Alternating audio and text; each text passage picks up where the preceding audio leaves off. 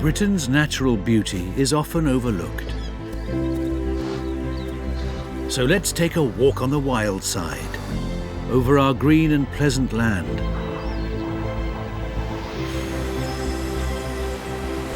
Along our rugged coastline.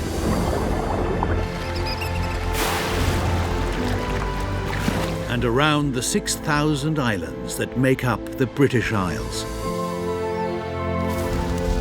Over one dramatic year, we'll follow the extraordinary wildlife on our doorstep. From the familiar to the surprising.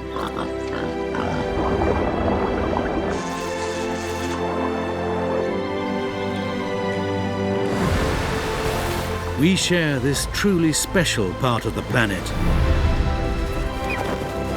with millions of animals.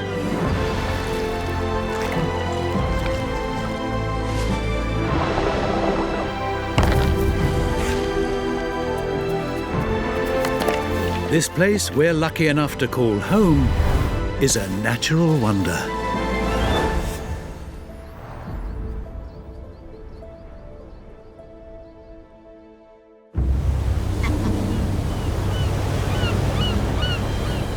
Of all the islands that make up the British Isles, just over 100 are inhabited by people, leaving thousands of isolated, little visited, magical pockets of land.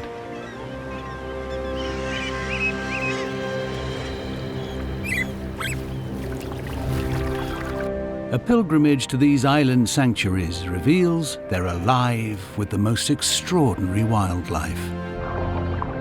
Iconic animals living secret lives, reaping the benefits of isolation, but also having to master the challenges brought by living on an island.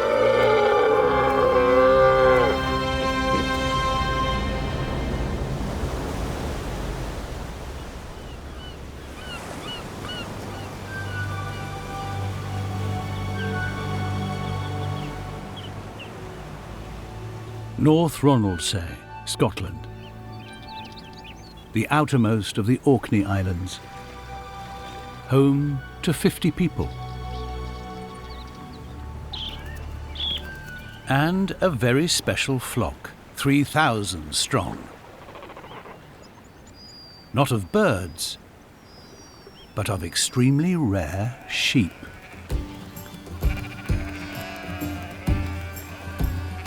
These short-tailed Orkneys show just what it takes to live on a remote island.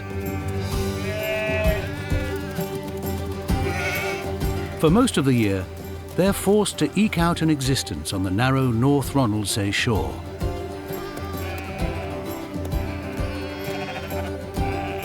These semi-feral animals are kept on the beaches by a man-made border. A vast dry stone wall, running all the way round the island's 13-mile perimeter. It's the longest wall of its kind in the world. First constructed in the 1830s, it protects the island's crops.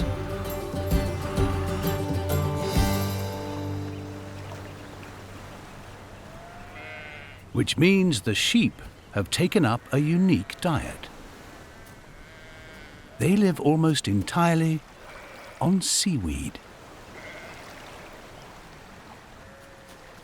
Over generations, their digestive systems have changed to such an extent that any other food would make them ill.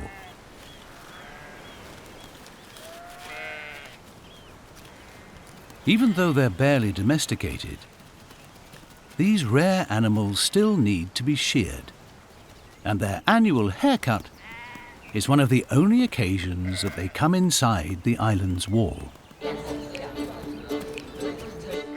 But used to hanging out on the beach, it's not something the sheep appear to fancy. Rounding up the runaways involves the whole of North Ronaldsay's human flock.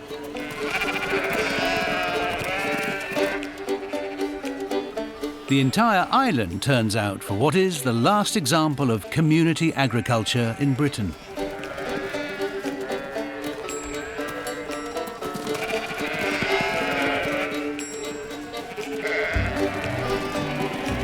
Known as the Sheep Pund, this group effort has been going on for more than 150 years.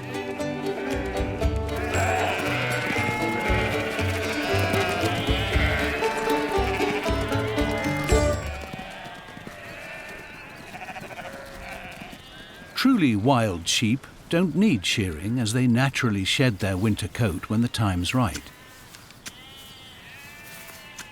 A few domesticated breeds also do this, but most need to be shorn.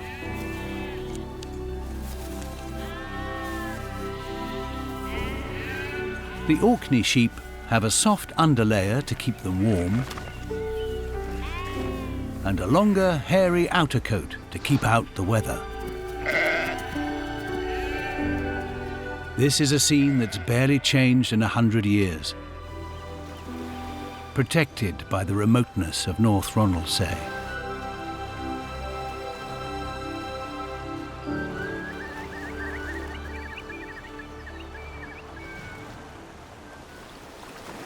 Island life isn't always idyllic. At times, it's brutal. Beaches become battlegrounds, the site of deadly conflict between our largest land mammals.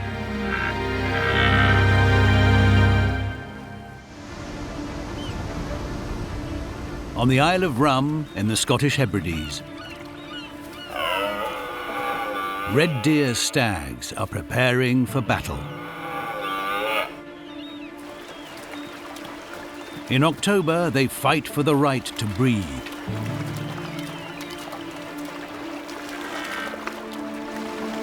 In an annual event known as the Rut. It begins with a shouting match. Enormous bellows to attract females and intimidate competition. Some rivals will run,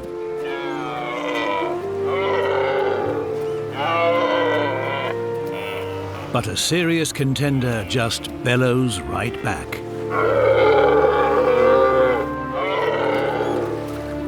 These stags' entire lives have built to this moment.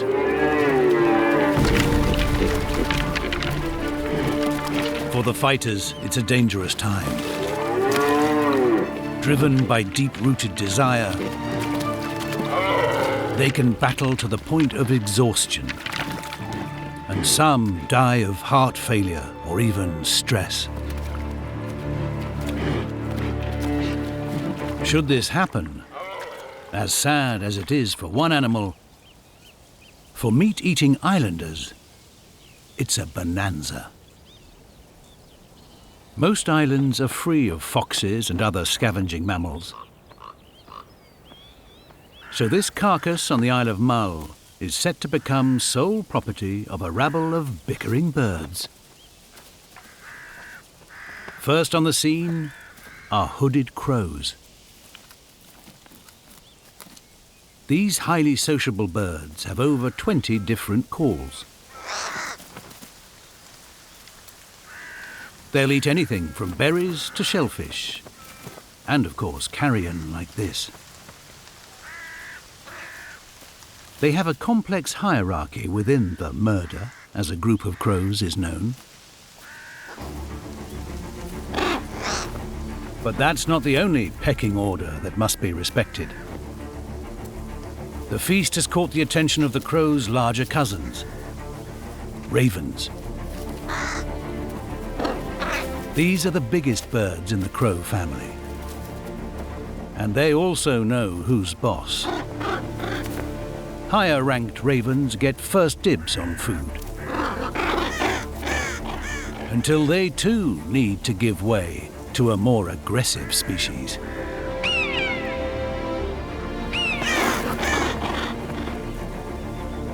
The buzzard, the most widespread of Britain's birds of prey, with as many as 80,000 breeding pairs. As well as eating carrion, they hunt mammals and birds.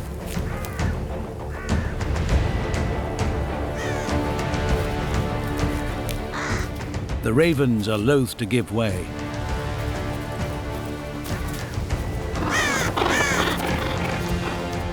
With so many animals in attendance,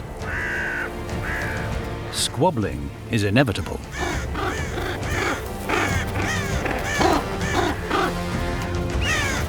And the raucous dinner attracts the attention of an uninvited guest. Able to pinpoint a rabbit from 2 miles away, a golden eagle easily spots the feast.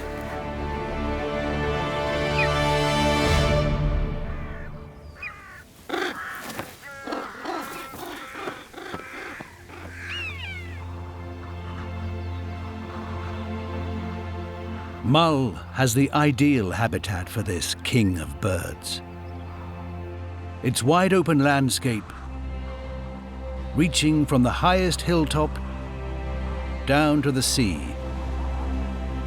provides great hunting terrain.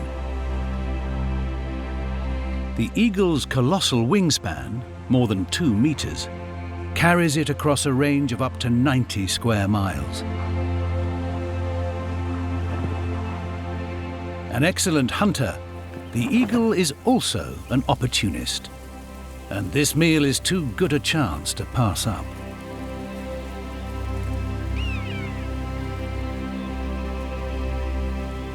Golden eagles take several years to reach maturity, and the distinct white markings show that this male is only 6 months old.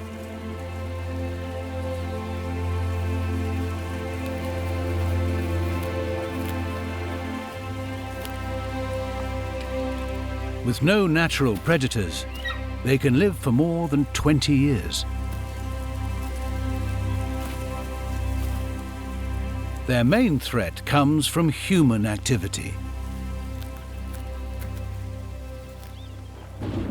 So it's little wonder that these rugged islands have one of the largest concentrations of eagles on Earth.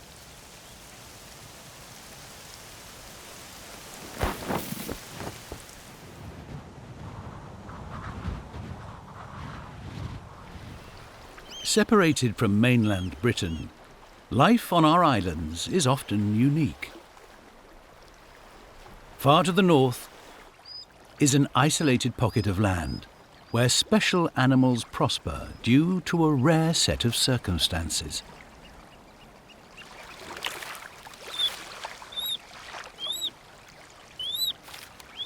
Otters.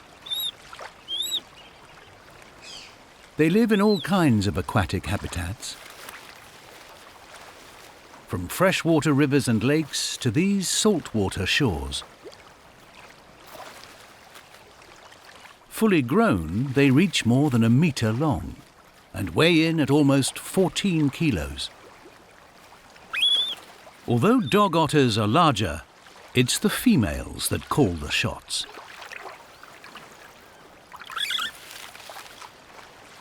They're fiercely territorial, especially when caring for cubs.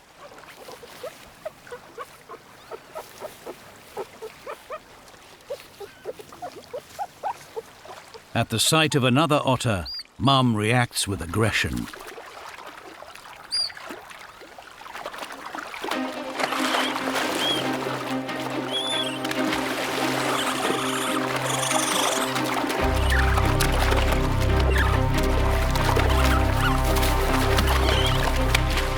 Fighting is extremely dangerous.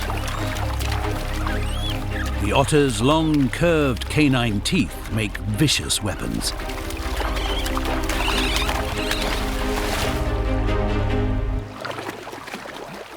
This time, Mum wins out. To avoid constant conflict, the otters have a way of signposting their turf.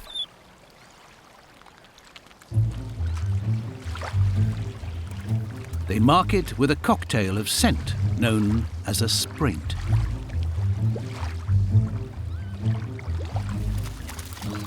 The cub's fantastic mother will be with them every step of the way in their first year of life, teaching them all they need to know and providing every meal they eat.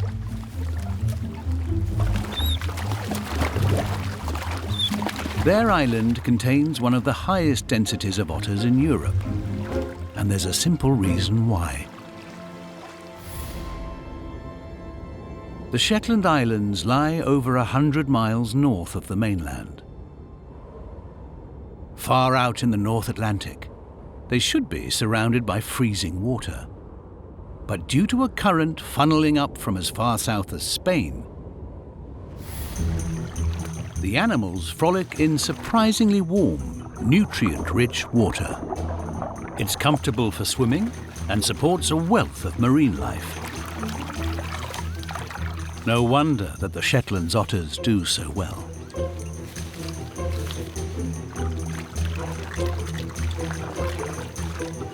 It just goes to show how each of our 6,000 islands can be different. Each is a very particular kind of oasis, providing just what certain animals need to flourish. Otters may be a rare sight on mainland Britain, but on Shetland, in places, there's an otter for every mile of coastline.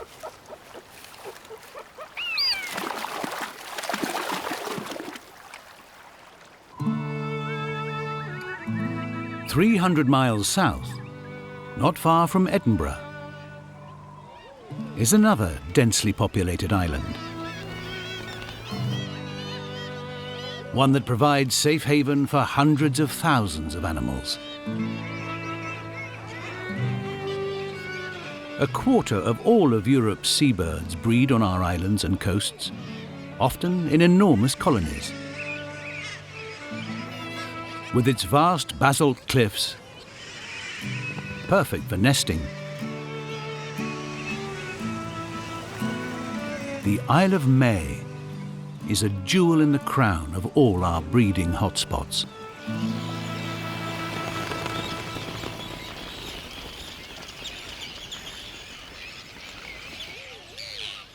This female Arctic tern has just arrived.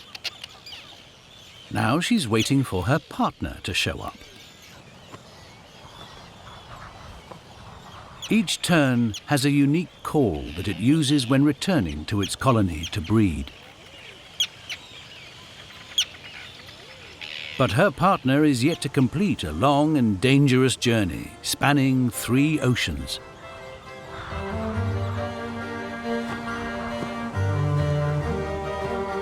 Arctic terns are long-distance travelers. In fact, these record-breaking wanderers make the greatest migration of any animal on Earth. Traveling an incredible 50,000 miles to Antarctica and back means that the birds see 2 summers each year, ours in the north and another on the other side of the world. As a result, Arctic terns see more daylight in a year than any other creature on the planet. What draws them back and forth across the world are fishing grounds. Each March they leave the rich pickings of the Antarctic's Weddell Sea to fly across the planet, arriving at the Isle of May 6 weeks later. These ocean wanderers mate for life, but don't travel together. So it takes a while for a couple to be reunited on this extremely busy island.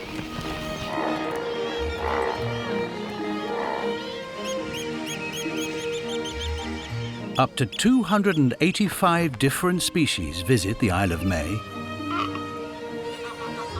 totaling more than 200,000 birds.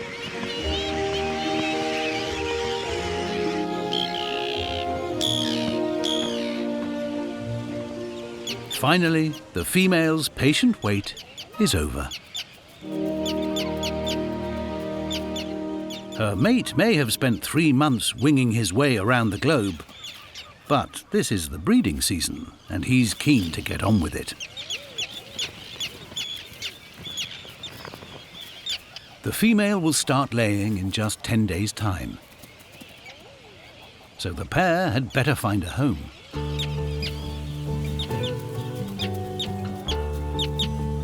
Luckily, terns aren't picky. They make do with a scrape in the dirt.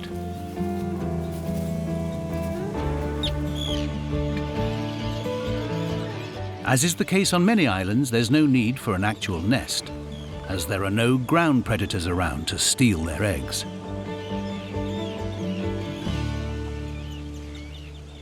It'll be a 3-week wait until the eggs hatch.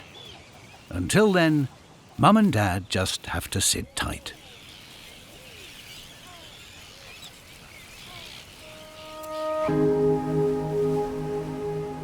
Of course, it's not just birds that visit our islands. There's a much-loved mammal that's also drawn to their shores.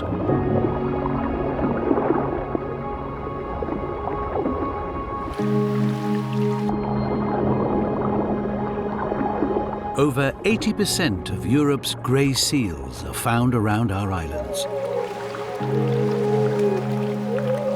They're the biggest animal breeding on Britain's shores, and may well be the most curious. One of the largest groups is around the Farne Islands off the coast of Northumberland. 6,000 live here year-round.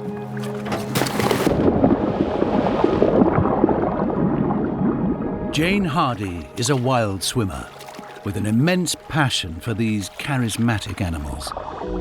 The waters here are fantastic for seals because they've got no predators.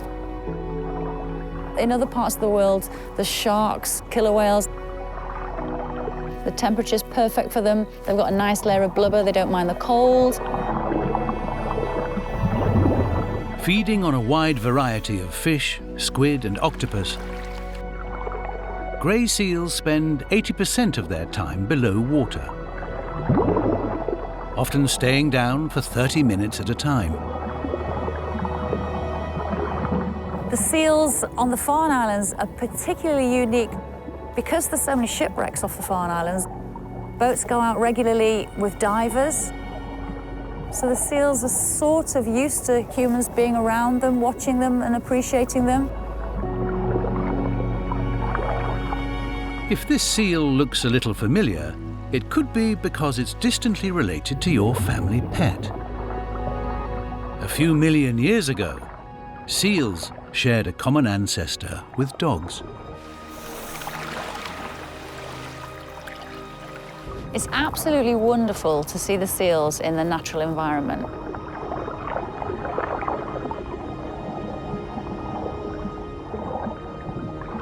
There's a tiny, tiny amount of fear, but they're not threatening either because they're just going about their business.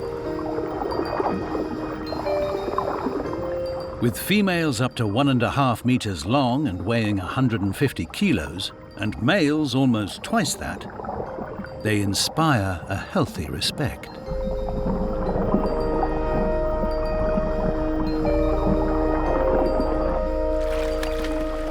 Wild swimming gives Jane a privileged view of these curious creatures. And as a nation, we're equally lucky to have so many island habitats dotted around our coastline, providing homes for many inhabitants and visitors.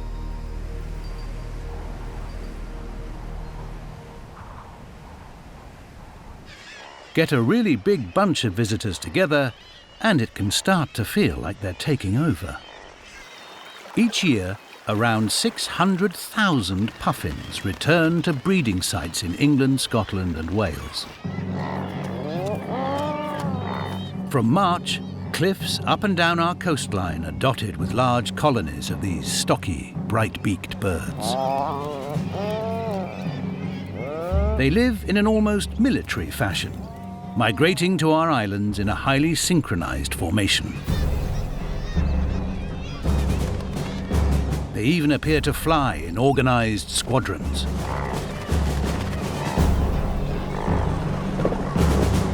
They launch as one, into the wind.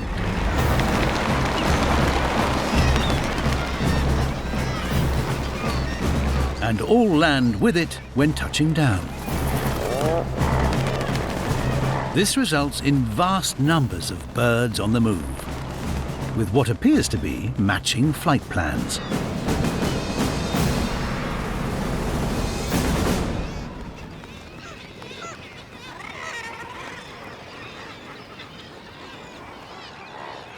On Scotland's Isle of May, this 5-year-old male is one of nearly 100,000 puffins that will come here this year.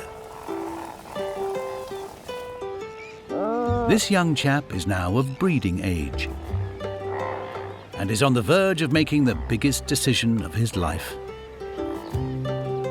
Puffins are immensely loyal birds, and once he selects a mate, he'll stick with her for life. He's found a female who's interested. And bill tapping is a sure sign that the couple are ready to take things to the next level. Having a long-term partner means parents mate earlier in the season, giving their offspring a head start in life. Having found each other, the pair need to start house hunting.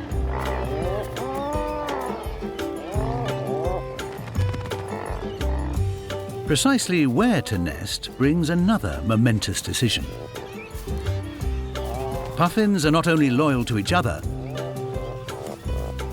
these first-time buyers will return to whatever burrow they choose,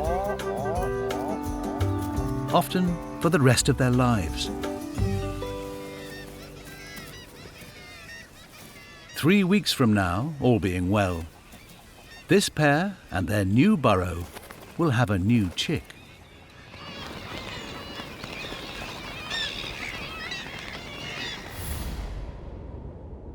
At the other end of the country, a very different island off the coast of Dorset is refuge to a small colony of ancient Brits that may be the last of its kind.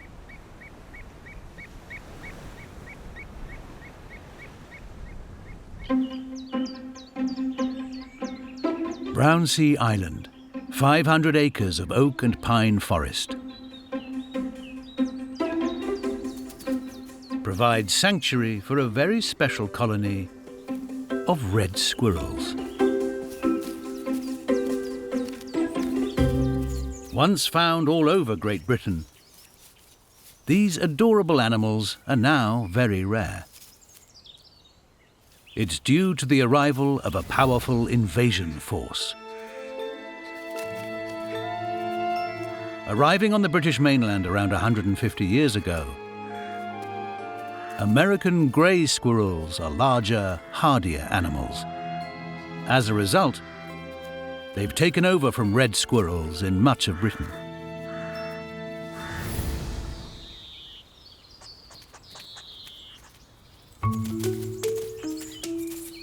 But isolated on Brownsea, this precious pocket of natives has been protected. There are currently thought to be around 200 red squirrels hiding out in this island retreat.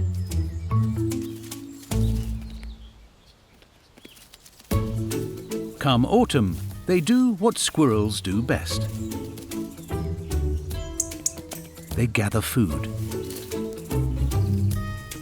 They eat all kinds of seeds, berries, fungi, and nuts.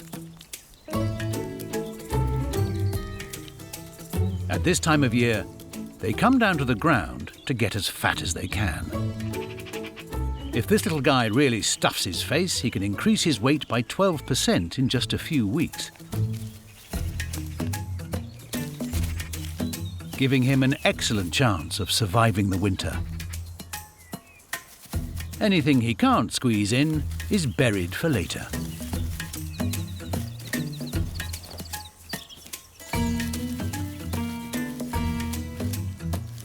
Each squirrel stashes thousands of nuts.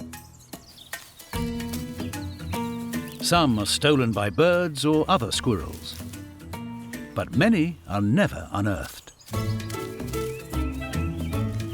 Meaning these little animals are inadvertently responsible for planting thousands of trees.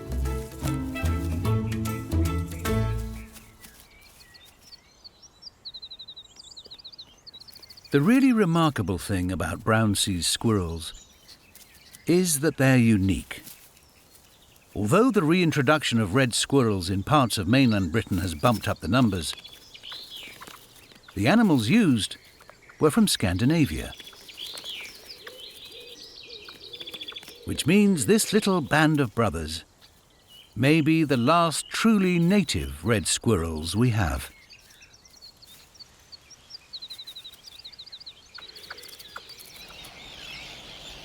For our Arctic terns on the Isle of May, the challenge of raising their young is underway. After 3 weeks incubation, the next generation of this world record-holding migratory bird has emerged.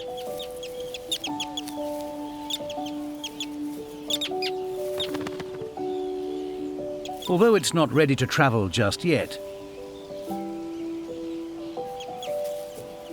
the instinctive wanderer is already keen to explore its surroundings.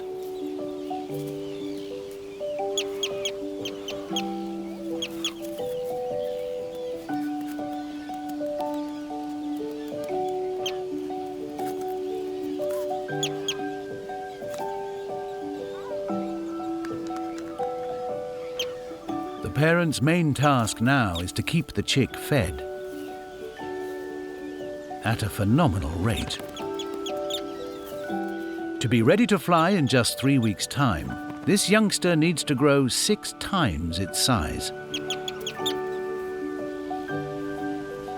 It's the equivalent of a newborn human baby growing to the size of a 5-year-old in less than a month.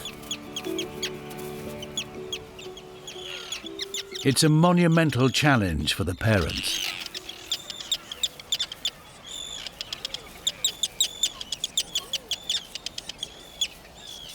In his hurry, Dad fails to see that some fish are just too big.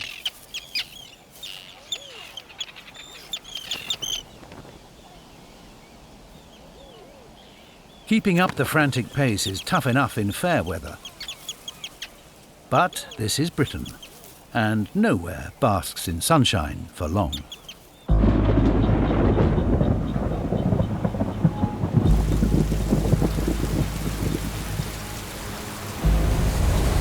Stuck out in the North Sea, the Isle of May is often battered by storms.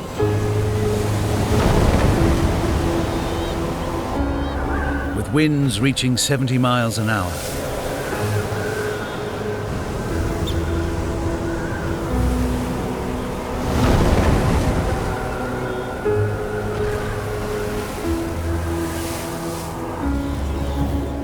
Chicks must be sheltered from the elements. Wind and rain can sweep young ones off the cliffs. And left unprotected, they die of exposure. Through it all, the food must keep on coming.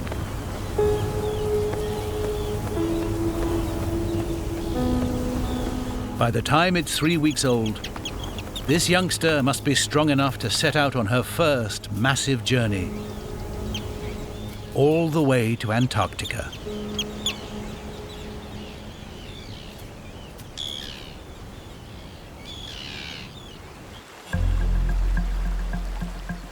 The Scottish Hebrides are a challenging place for anything to survive. But living here in small tribes are some of the hardiest animals in Britain. Feral goats. Legend has it that their forefathers swam ashore from the wreckage of the Spanish Armada 400 years ago. Now they're on the front line against the worst weather the Atlantic can throw at them.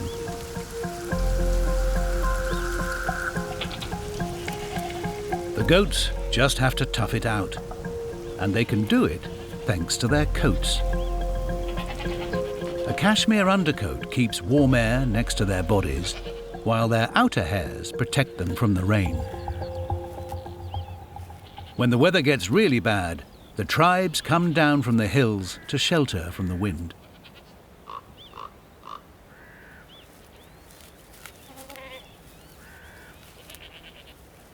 Living on an island means there are limits to what's available to eat.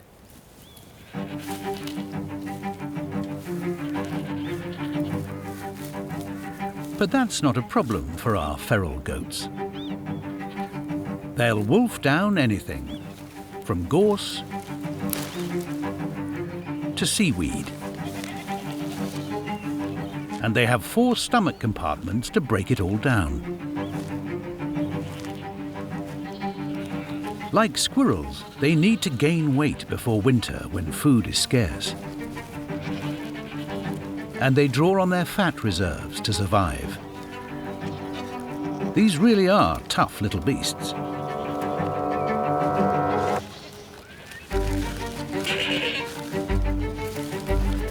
They'll fight over everything, even a mouthful of dry seaweed.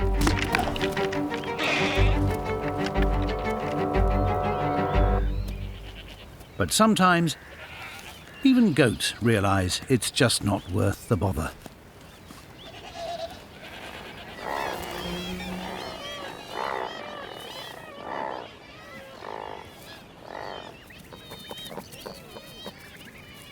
It's now 6 weeks since 100,000 puffins made their way to the Isle of May to breed. In that time, our young bachelor has dated, wooed, and wed his bride. They've set up home and now have a puffling. That might sound like the birds are out of breath, but it's simply what puffin chicks are called. Like all puffins, our couple only have one puffling. It enables them to focus solely on his survival. Getting him fattened up and ready to fly with a steady supply of food. Dad's short, fast wings beat up to 400 times a minute and have evolved to help him swim underwater. He can fly down to 60 meters.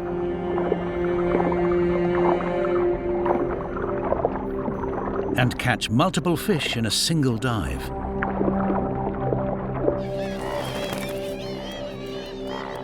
His bill has a serrated edge and a special hinge, so it can hold dozens of fish at a time. But these fishing trips will soon come to an end. Across the island, after weeks underground, pufflings are beginning to emerge.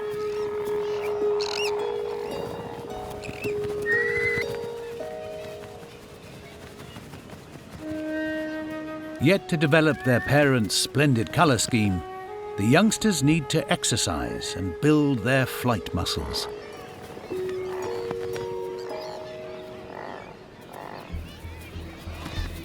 Although being raised on an island means there are no foxes, rats, stoats or weasels,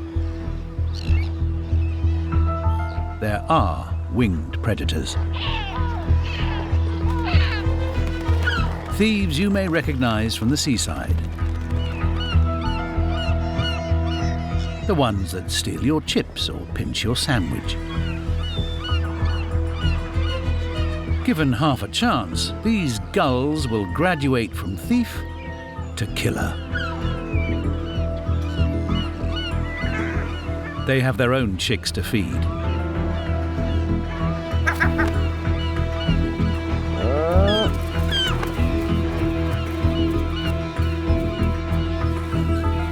And would happily snatch a young puffin.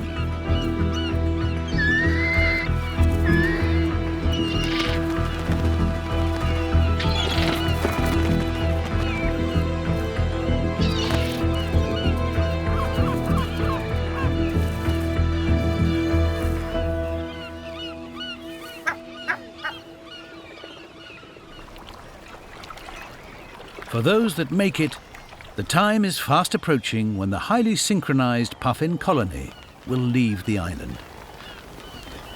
They'll head far out to sea and won't return until next year.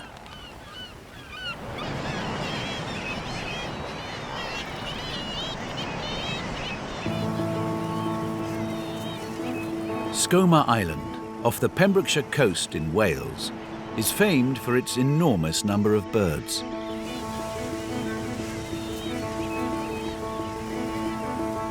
Professor Tim Guilford from the University of Oxford has spent his life exploring islands like this and observing the wildlife that lives in these special places. Tim has been visiting Skomer for decades, studying its many seabirds. But there's one seabird that, despite its vast numbers, remains more mysterious than any other: the Manx shearwater. Skomer, together with its sister island Skokkum, houses more than half the world's population of Manx shearwaters, making this their most important breeding colony on Earth.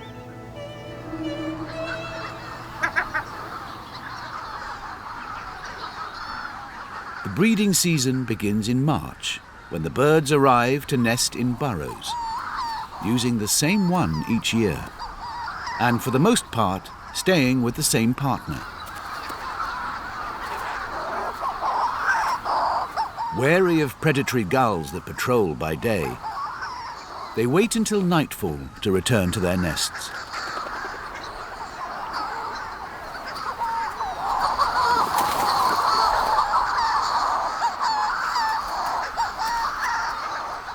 This, and the fact that they spend most of their time far out to sea, makes it extremely tricky to study them.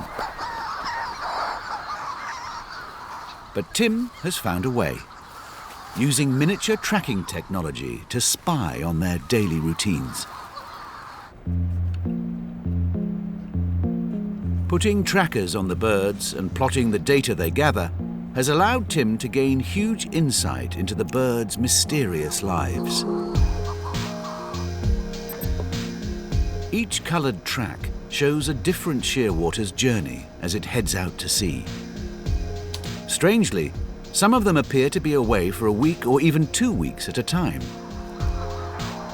At first, Tim thought these might be parents giving up on their chicks. But far from abandoning their young, it turns out that the shearwaters are employing a clever parenting technique.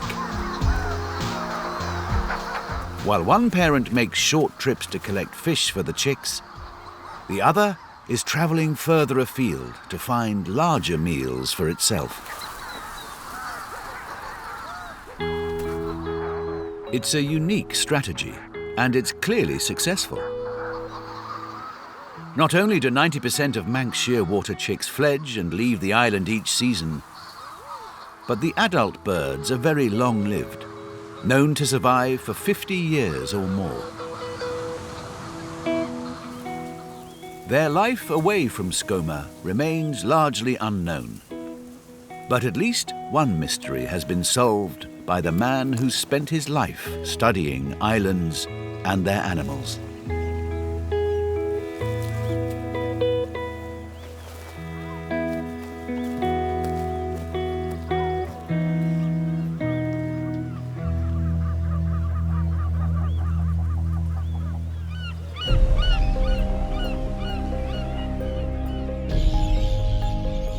As summer comes to an end, a more streamlined plumage adorns our young, long-distance traveller.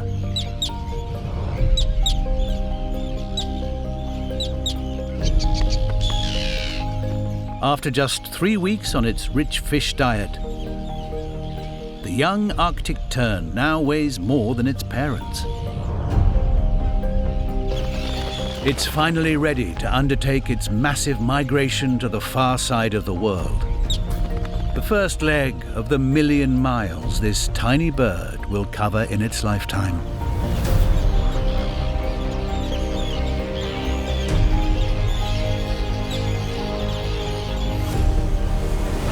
The islands it leaves behind are wild and challenging places. Their isolation provides sanctuary to thousands of rare and very special species. Some that live here permanently, others that are drawn back each year.